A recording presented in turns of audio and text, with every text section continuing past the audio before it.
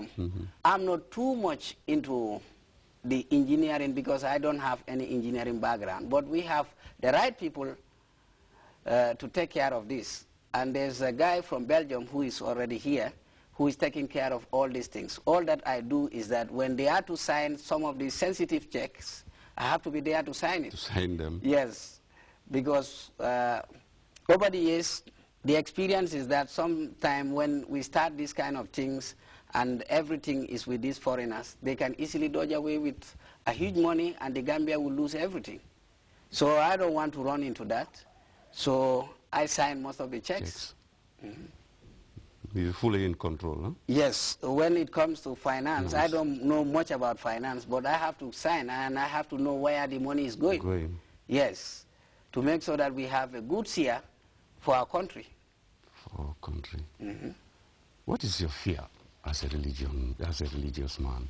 What do you fear most about yourself and about society at large? Yeah, in the Gambia here, what I fear most is that people don't support vision. Yeah, apart from what now we've seen with our leader, you know, helping people to really catch vision and be able to help. I was just talking with a German businessman quite recent in my inauguration. He said the whole world is going through this financial crisis, but German never experienced it. I said, why? He said the reason why is because of these small businesses that people are doing. With this small business, you have control over it. You can employ a lot of Gambians and be able to change their life. But like in the Gambia, when you want to start something, like when I came and I was telling them that I want to start school, they say, how will you start school? You came back 2008 March, you got married 2008 June 7, and now you kickstart the project. How are you going to pay your teachers? How are you going to handle this?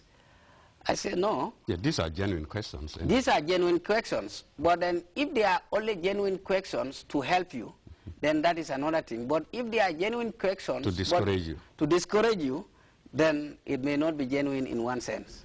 Let me just say this. Somebody else told me, he said, look, they spot some potential in you just as an ordinary citizen.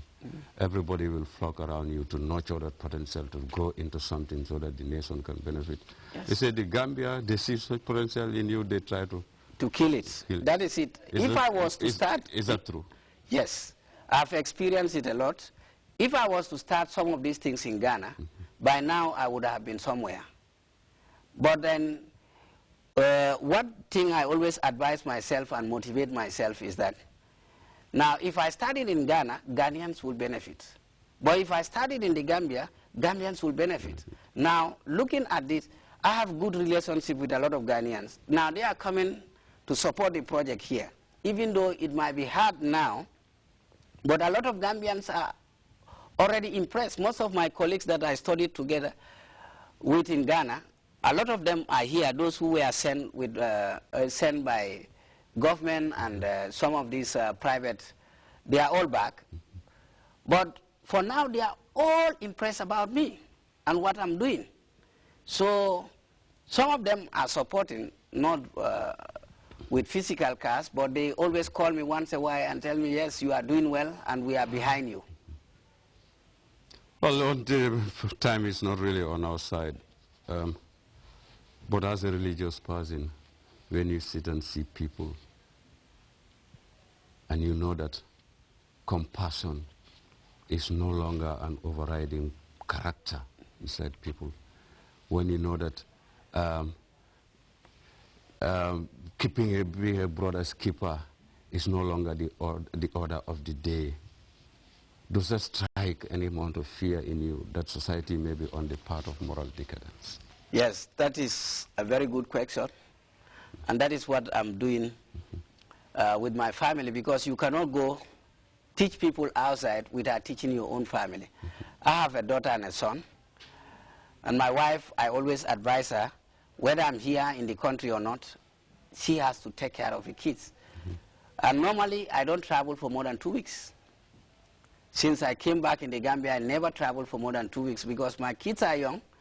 And for somebody to see kids outside and talk about them I have to make sure that my kids are also well disciplined, because if I'm talking about parental problem, I must also be a good parent. Parent as well. And that is one thing that everybody should hold in the Gambia here.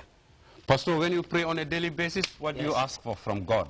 I ask for blessings for the Gambia. That is the first priority. I want to see Gambia to be like Singapore one day. It's an honor having you on One-on-One, the exclusive. Thank you. If you're watching, that's the end of this episode. Many more episodes on your way. As I have told you, One-on-One, the exclusive is back.